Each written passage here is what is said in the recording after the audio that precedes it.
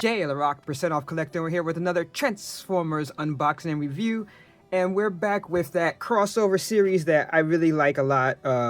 Collaboration, I guess what they call it. And we have today the Autobot Agent Knight from Knight Rider. I'm a kid of the 90s, so I really loved Knight Rider back in the day. You know, the original one with the Hoth, David Hasselhoff. Look at that, it's already losing focus. It's so badass. So I really, when I saw this, of course, you know me, percent off collector, I got this on sale, so I was like, I had to get it. I mean, I actually knew back in the day that this was based off of the Cylons from Battlestar Galactica, but just that woo-hoo was just so sweet. So, you know, a lot of these, I know people have mixed feelings on them, whether they like them or not. I like some of them. There's others that I don't like. But we're going to open this up in just a second. But I do like how it has kind of like that G1 box style, as you can see. It's pretty cool. A lot of these I also noticed that I really like the car mode more than the robot mode. Like I said, with the G1 back here, you have like the tech specs and you got the information. You got that classic G1 artwork and stuff like that. So let's get this bad boy open, because that's what we're here to see. And apparently it's not hard to transform, but that doesn't really mean anything for me because I suck. So I already had cut this ahead of time. Let me scroll down here, get this a little closer. So it's kind of cool. It's got this like little added background that you always see. Was there anything else in here? Nope. Just a little instruction. And I do keep these. I mean, they're cool, you know, based on the old style, just larger and stuff like that, more detailed. But usually I go to like EM Go or something like that to look things up. So here it is in the package, and in the back it's like a little weapons pack and stuff like that. So, and then of course the little information that no one ever uses here, all this stuff. But yeah, it's kind of interesting how they have this like taped back here, because it's like every once in a while you get the different kinds. You get the kinds that are like taped, and some of them have like little twist tie thing. This one went, that's interesting too. I guess it's to help with the display. And I guess just also security. I don't care about the background, so I'm not really a box keeper. At first when I was getting the G1 knockoffs, I was keeping the box, but kind of stopped that. Alright, so right off at the jump, it looks just like the Trans Am, right? Nothing crazy, but I think that's really cool. What works with this is that obviously Transformers are supposed to be robots in disguise, right? So the fact that this looks just like the Trans Am is pretty sweet. And I like just all the details that you see on it. Like you see a little symbol here and all that. Underneath you can see, of course, you see the robot hiding there at the bottom, but that's cool. And then really the design overall, I would say is kind of normal. Like there's nothing crazy about the vehicle. It's almost like if it was coming from like the Alternators line, or like the movie, where it's like the focus was on it looking like a real vehicle, of course. So I think that's what's cool about this. I do like the blue here, even though like you look inside, obviously there's no chairs or anything like that. There's no seats in the back, but I still think that overall it is pretty cool. So of course the main thing is here, and that's the thing that I always liked. I mean, I didn't even realize it was the Cylon thing, but that's really cool. So you'll see under here, and I already put this in because at first I didn't have batteries, so I went out and got some batteries. But you basically takes out these two screws, and then you have 3 watch batteries, and it's these watch batteries here, and you put it in, and then it's this button. Wait, is it this button? Is this or this? One of these. Oh no, it's this one. Is this button. And also, I love the Autobot symbol there. So it's this button, and then you can see what happens.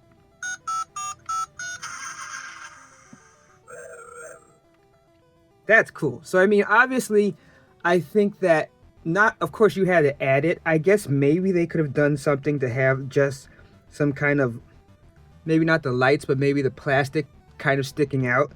But I think that since everything else about the car looks so kind of, I guess, basic, for lack of a better term, but then this is what makes it so. And it does multiple things. So here's another one.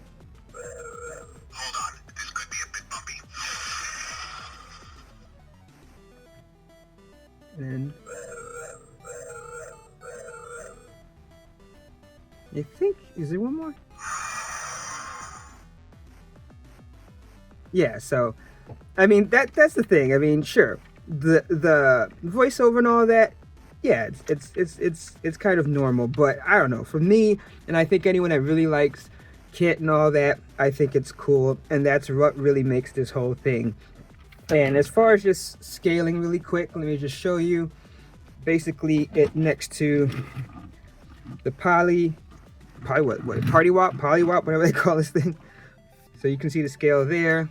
Let me, wait, wrong way. Zoom out a little bit. Yeah. So you can see the scale on that. So this is kind of like this and the Ecto 1. So let me put the Ecto 1 out here. So you can see the Ecto 1.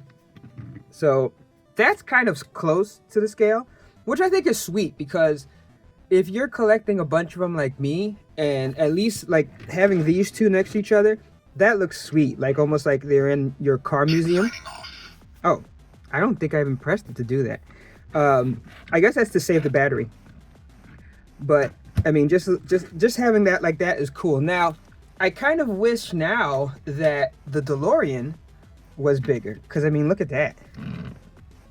So at this point now, I'm like, I still like it, but I'm like, man, if the DeLorean was a little bit bigger, then that would really scale well with this. But I mean, this looks like, you know, it's like toy car, you know, in your museum. And then of course you have the Stranger Things, again, small compared to that. And then really tiny is the Jurassic Park one. So that's basically what you have as far as scale. So really it scales pretty decent with the Ecto 1. And also, it rolls really well, even though I don't plan to roll it. And I mean, that's kind of it. I mean, it pretty much hits what it's supposed to hit as far as looks. And of course, the sound is what really makes it work, because you get the sound and the lights. So now, let's transform it into robot mode with a little movie magic. All right, here we are with the robot mode, and it looks pretty cool. It isn't that bad. I've just noticed that the robot mode hasn't been anything crazy for me where I'm like, oh my goodness, the robot mode is so awesome. But this actually doesn't look bad. I'll say right off the bat, I did have a little thing where, like, when you're supposed to lock it down here, mine kind of pops in but then pops out. I've seen some people have trouble with that. Some people said they haven't.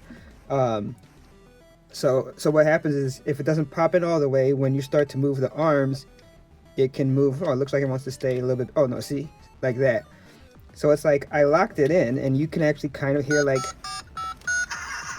a little click sometimes, but I don't always get mine, and maybe that's just something I gotta play around with.